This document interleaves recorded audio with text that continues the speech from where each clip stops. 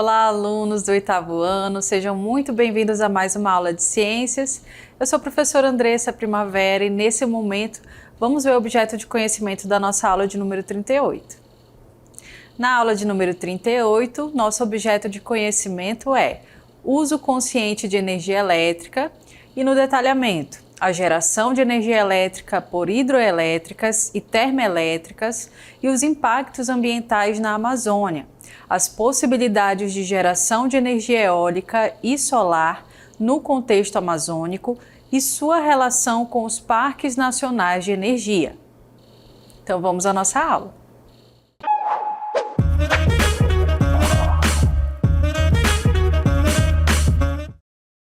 Muito bem, para iniciarmos a nossa aula, nós estamos aí aprendendo sobre as fontes de energia, falamos aí sobre fontes, né, da onde vem essa energia, e a gente precisa pensar, né, que a energia que chega até a nossa casa, ela vem de algum lugar, de alguma fonte, e muitas vezes essa fonte, ela pode ser considerada uma fonte de energia limpa, ou ela pode ser considerada uma fonte de energia poluente, certo?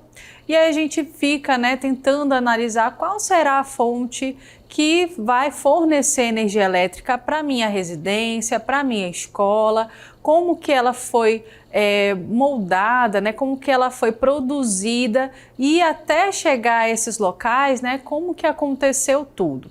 Bom, a gente vai aprender um pouco mais sobre isso e aprender que mesmo aquelas que são consideradas fontes de energia alternativas, fontes de energia limpa, né?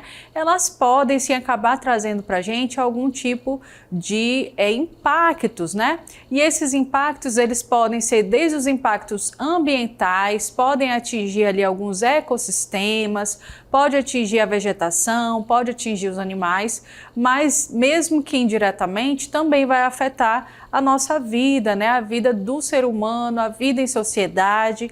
Então a gente vai aprender nessa aula um pouco sobre esses impactos que essas fontes de energia podem vir a causar, né? E aprender também sobre como a gente pode usar outras alternativas para tentar eliminar ou pelo menos reduzir esses impactos que são causados aí ao meio ambiente.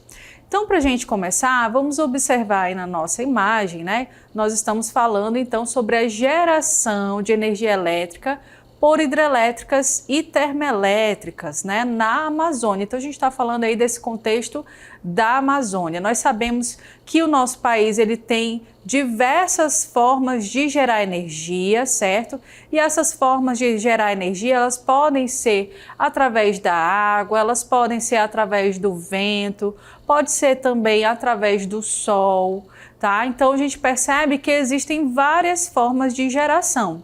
Mas quando a gente chega no contexto amazônico, a gente precisa levar em consideração que existem algumas condições climáticas, existem algumas restrições, né, dentro desse espaço, dentro desse bioma, que limitam um pouco para a gente a forma de gerar energia.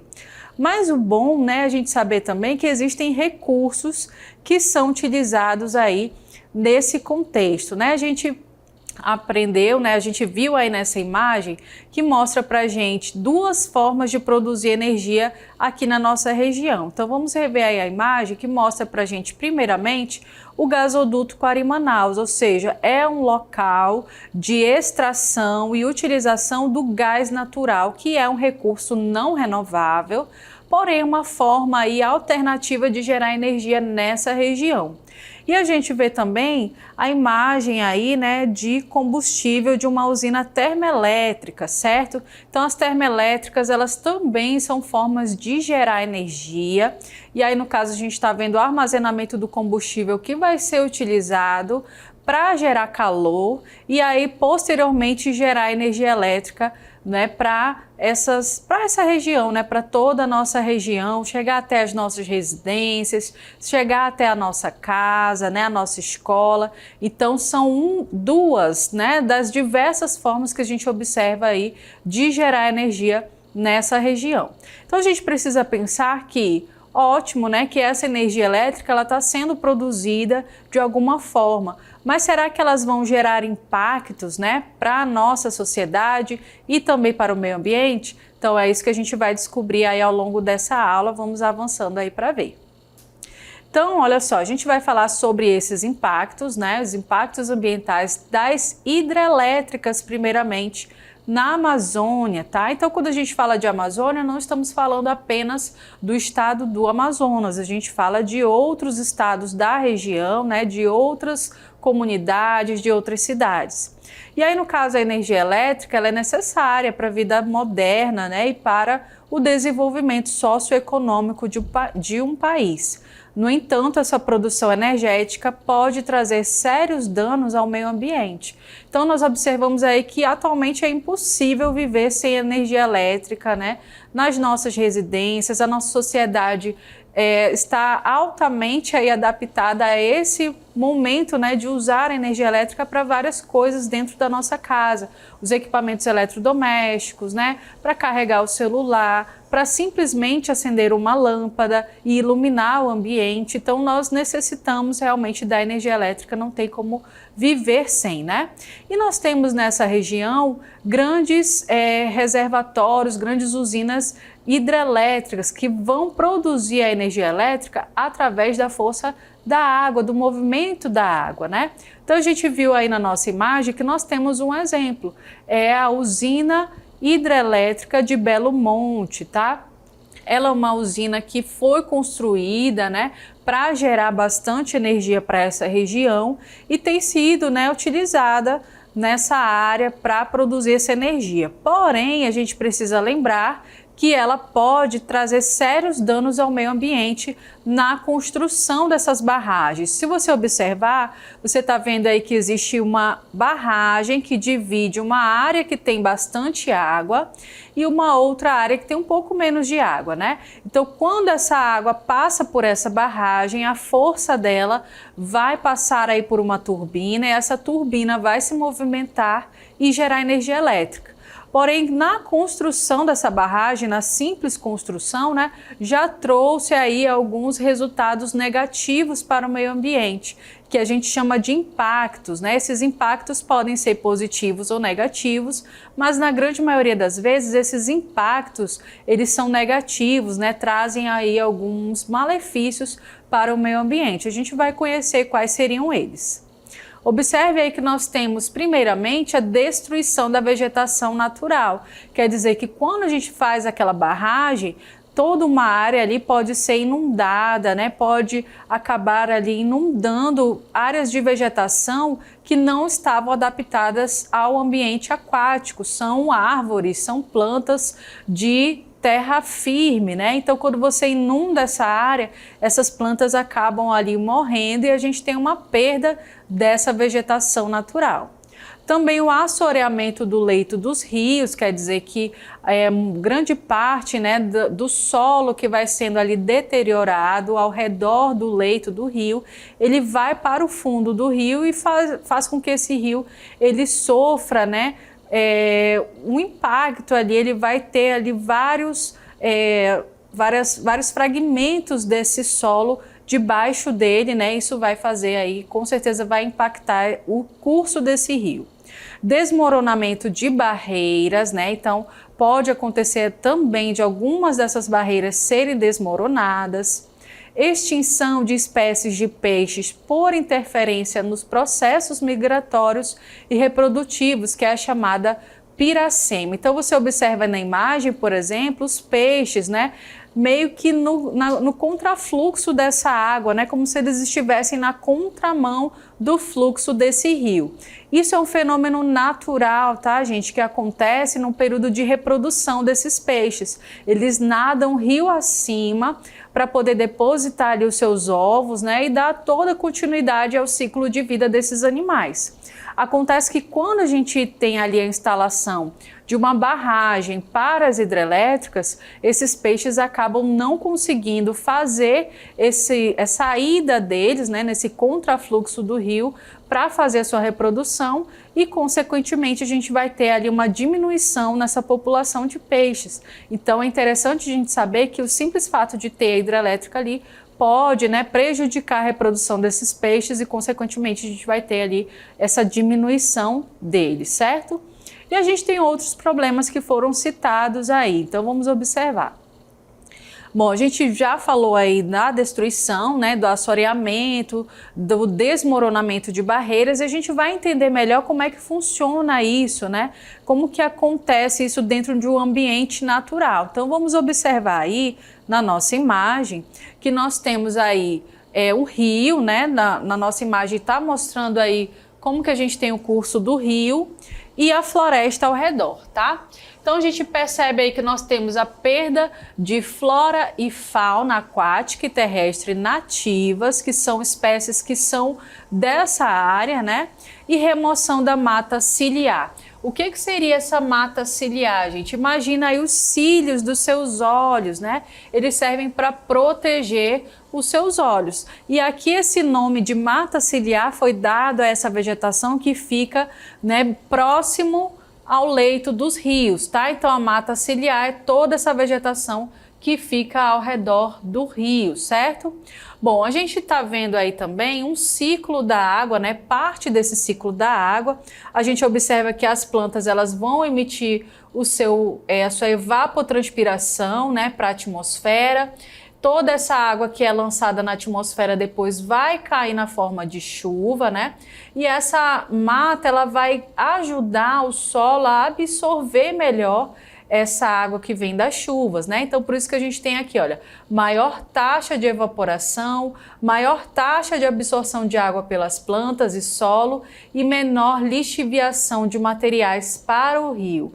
Quando a gente tem a presença dessa vegetação, gente, ela vai proteger tanto o solo quanto o rio, tá? Quando essa vegetação é retirada, esse solo ele acaba ali se deteriorando, né? Ele vai perdendo ali partes dele, fragmentos dele que vão ficar aqui no fundo do rio, tá?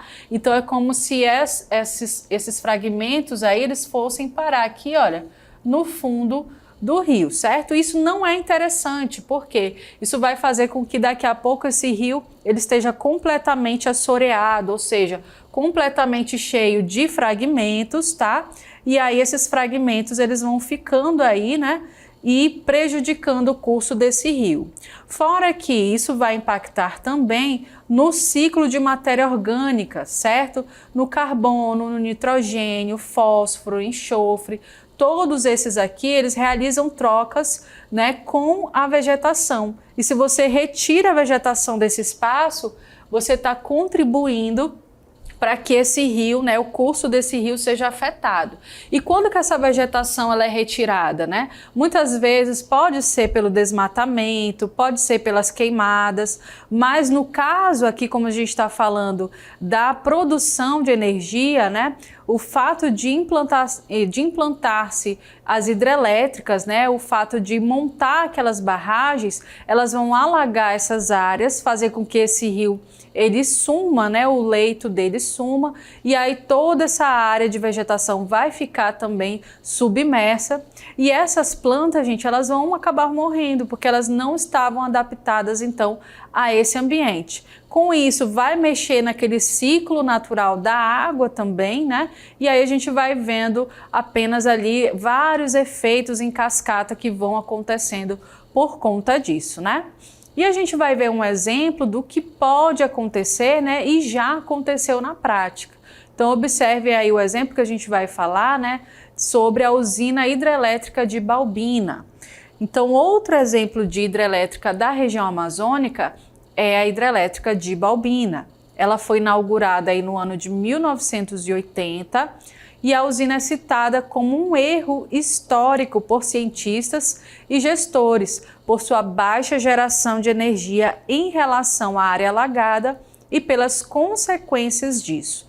Então observe aí que nós temos essa usina hidrelétrica, tá? Que ela está localizada em Balbina, né? Está sobre ali a administração da cidade de Presidente Figueiredo. Ela foi construída aí visando, né, suprir a necessidade de energia elétrica da região amazônica, ou pelo menos do estado do Amazonas, mas acontece que ela não consegue produzir na sua totalidade, ela não é uma usina eficiente. E por que ela foi considerada um desastre, né? Por justamente no momento de colocarem ali a barragem, foi inundada uma grande área de vegetação, e toda a vegetação que estava nessa região foi perdida, elas ficaram ali mortas, né? E por conta disso, elas geraram ali alguns gases poluentes que vêm da decomposição dessa matéria orgânica, ou seja, dessas árvores, né? E também afetou as comunidades que vivem ao redor dessa região, afetou ali não só a população de peixes, mas também de quelônios. Então foi observado ali que algumas populações indígenas, né, principalmente dos Waimiri e Troari, que residiam ali naquela área, tinham ali as suas comunidades, né, instaladas nessa área, eles tiveram que sair e também perderam, né, grande parte ali dos seus recursos, certo? Então, por isso ela foi considerada ali um desastre por conta, né, desses problemas que acabaram acontecendo em torno dessa geração, dessa usina hidrelétrica, certo? E a gente observa aí que também, olha só, ela gerou uma área enorme de floresta destruída, né, como foi falado, com milhões de árvores, tá? Então não foram poucas árvores que foram destruídas, foram muitas, né? Uma vegetação, uma extensão aí de vegetação muito grande que foi perdida. E se você perde árvores, gente, você está perdendo ali áreas onde o ciclo da água não vai acontecer da maneira correta. E pelo fato dessa vegetação ter morrido, ter sido destruída, ela se decompôs naquele rio e aí o que vai acontecer? Vai gerar gases tóxicos para a atmosfera e vai gerar substâncias que também vão ser nocivas aos animais e a outras plantas naquela área. Muitas espécies de animais foram perdidas, né? Então a gente já sabe o que pode acontecer com os peixes, né? Eles vão acabar ali não tendo o seu ciclo de reprodução, né, corretos, e aí eles vão deixar de se reproduzir e aquela população de espécies de peixes vai acabar caindo até chegar no momento de extermínio mesmo, né, de extinção dessas espécies. E a gente está observando aí esse quelônio, né, que era um dos recursos alimentícios dos povos indígenas dessa região. Então, como os quelônios não conseguiam chegar, né, ao local onde eles eram caçados, não conseguiam mais se reproduzir, né, então aquela população indígena perdeu ali também a sua fonte de alimentação. Então é algo que trouxe um prejuízo, né, econômico, social para aquelas pessoas que habitavam aí antes essa região. Trouxe também prejuízos a esses habitantes, como a gente está falando, né? Não só por conta aí da questão alimentícia, né? Mas muitos também sobreviviam da pesca. Então, quando pescavam, estavam ali também obtendo recurso financeiro em cima dessa pesca, né? Então, todas as comunidades ribeirinhas ali com certeza foram afetadas, tá? A gente também vê que é possível, né, fazer ali algum tipo de reparação, tá? Você está observando essa placa solar, né? E mais adiante a gente vai falar também sobre isso, que foi necessário instalar placas solares em alguns locais dessa represa, né, criada para a usina hidrelétrica, para tentar produzir energia de uma maneira limpa e tentar compensar, né, todo esse prejuízo que aconteceu nessa área, tá? E para a gente continuar falando desses prejuízos, né, a gente observa aí que houve a inundação nas terras, né, de caça e moradia de povos indígenas, como foi citado, né? Então alguns dessas comunidades, né, ribeirinhas tiveram que sair das suas residências, abandonar mesmo. Outros foram os povos indígenas dessa região que precisaram sair das suas casas, das suas comunidades, né, e ir para outros locais, né, migrar para outros locais, ou seja, tiveram que recomeçar suas vidas e ainda tiveram prejuízo, né, com a alimentação, como a gente acabou de ver. Também vimos aí a água ácida e poluída pela decomposição dos vegetais afogados pela represa. Então observe aí que a água se tornou ácida e poluída porque aquelas plantas que não estavam adaptadas ao ambiente aquático, elas morrem e aí com a decomposição delas, isso vai gerando aí poluentes para essa água, deixando ela mais ácida. o que faz com que os peixes, os quelônios, eles acabem morrendo ou eles não acabam aí tendo recursos necessários para dar continuidade ao seu ciclo de vida, à sua reprodução. Então, tudo isso são impactos negativos, né, que podem acontecer aí por uma má administração, né, por um mau planejamento, né, quando se faz uma usina hidrelétrica. A gente sabe que é um recurso importante, né? Na nossa região nós temos aí muitos rios, temos grande volume de água, então realmente é uma alternativa boa para se produzir energia elétrica, porém a gente precisa também ser consciente dos impactos que eles podem vir a causar. Mas as hidrelétricas, elas não são as únicas formas de gerar energia nessa região. Nós observamos também que em alguns momentos é necessário recorrer às termoelétricas, quando a gente tem ali um baixo fluxo dos rios, né, por conta de períodos de seca extrema, principalmente quando a gente não tem muitas chuvas, né, a gente sabe que ano após ano esses momentos eles têm se tornado cada vez mais constantes, né, devido aí às mudanças climáticas. Então vai ter momentos que a gente vai precisar recorrer às termoelétricas e a gente vai visualizar aí como que elas funcionam. Então observe aí na nossa imagem que as usinas termoelétricas e os impactos gerados por elas, né? Você observa aí nessa imagem, você já percebe que é possível sair, né, fumaça dessas usinas, tá? Porque elas funcionam aquecendo, né, ou queimando algum tipo de combustível, geralmente um combustível fóssil, como carvão, óleo diesel ou outros materiais que, quando queimados, gente, eles são, né, grandes produtores de poluentes, ou seja, eles vão emitir gases tóxicos para a atmosfera, como CO2, né, dióxido de carbono, tá? E outros gases também. E o que vai acontecer como consequência dessa emissão de gases poluentes na atmosfera? A gente percebe ali que a gente tem o surgimento de problemas respiratórios, como por exemplo, rinite alérgica, bronquite e asma, provocadas pelo gás carbônico liberado.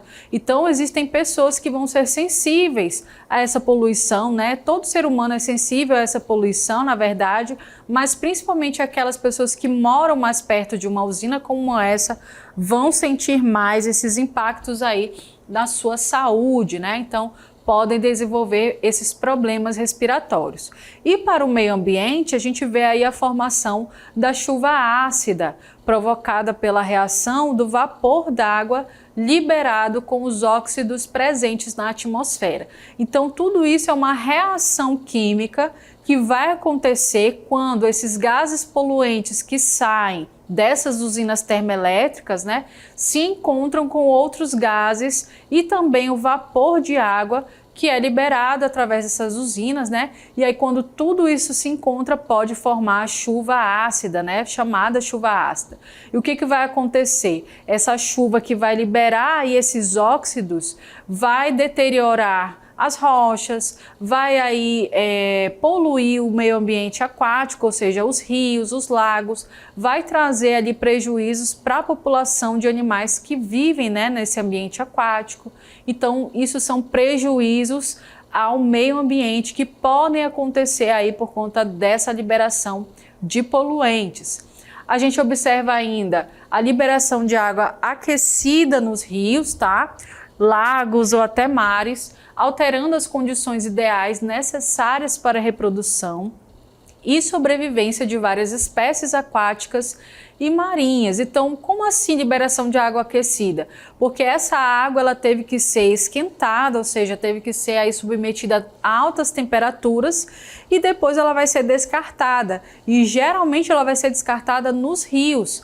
E aí isso vai alterar ali a temperatura da água, que deveria ser outra para esse ambiente, para esses animais que vivem nessa área. Consumo de grandes quantidades de água para produzir o vapor necessário para girar as pás das turbinas. e também para refrigerar essas turbinas. Então, quer dizer, o consumo de água nessas termoelétricas é muito grande, porque precisa gerar aí um movimento, né, e também um aquecimento dessa água, e depois eles vão precisar usar água também para resfriar as turbinas, né, no momento ali que eles precisam resfriar elas, ou seja, então usar grandes quantidades de água a gente sabe que é prejudicial para o meio ambiente. Bom, então a gente falou aí várias formas, né, de produzir energia na nossa região e vimos os possíveis impactos que elas podem causar também no meio ambiente. Mas a gente tem caminhado, né, a sociedade como um todo tem caminhado para estar cada vez mais consciente dos impactos que essa energia ou essa geração de energia pode gerar.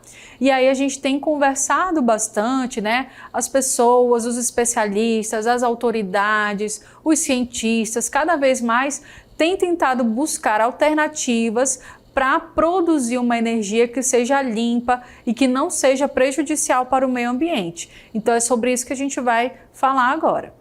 Então observe aí que existe a possibilidade de geração de energia limpa e sustentável na Amazônia.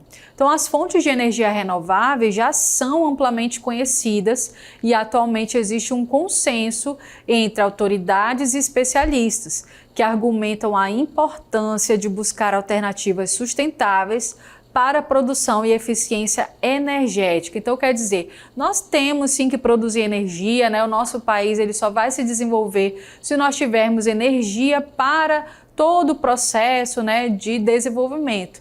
Mas essa forma de produzir energia, ela precisa ser pensada, ela precisa ser planejada e, de preferência, ela precisa ser uma energia limpa e sustentável, principalmente quando nós estamos falando aí do contexto da Amazônia, certo? Então a gente vai observar que existe uma possibilidade disso acontecer. E apesar de ser uma região promissora, o Amazonas enfrenta desafios específicos em relação à geração de energia solar, dada a vasta cobertura de floresta tropical e a presença de nuvens frequentes na região. A eficiência da energia solar pode ser impactada. Então, nesse caso, a gente está falando de energia solar. Você observa aí placas, em uma usina de formação de geração de energia elétrica através da luz do sol, certo? No entanto, o interesse crescente em fontes de energia limpa e renovável tem levado a investimentos e iniciativas para explorar o potencial de energia solar na região. Então, a nossa região ela tem muito potencial, porque nós estamos localizadas em uma área que recebe bastante incidência de luz solar e aí a gente pode aproveitar isso da melhor forma possível, Por isso que nós vamos ver aí a possibilidade de geração de energia limpa e sustentável na Amazônia. Você está vendo aí essa imagem que ela mostra para a gente uma comunidade, que está utilizando aí as placas solares para produzir energia. A gente sabe que existem algumas regiões onde a energia elétrica ela não vai chegar da mesma forma, como através aí das hidrelétricas ou através de usinas termoelétricas. Então, a geração de energia através das placas solares é uma alternativa ótima para essas comunidades e também uma forma de gerar energia elétrica limpa, certo? A gente vai observar agora uma matéria muito interessante que fala que o Brasil inaugura a primeira usina solar flutuante do mundo em lago de hidrelétrica. E qual seria essa hidrelétrica, gente? Seria a hidrelétrica de Balbina, tá?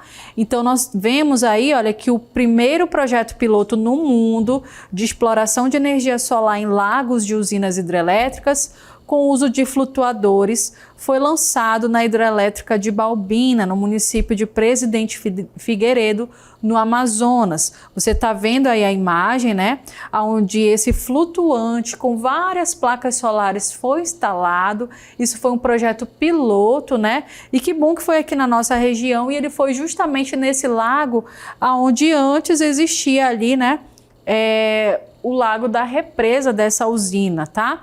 E aqui ele mostra, né, que ela pode aí gerar um grande volume de eletricidade, certo?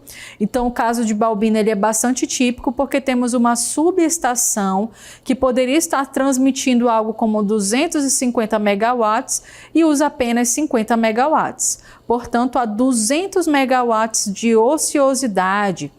Então, com a instalação dessas placas solares, a gente consegue utilizar, né, otimizar esse espaço que antes era um espaço de degradação, de poluição, e a gente consegue aproveitar ele da melhor forma possível, gerando energia elétrica de uma fonte limpa e renovável, que é a luz do sol, certo? Bom, espero que você tenha aí aproveitado, tenha aprendido mais sobre os conceitos da nossa aula e até a próxima.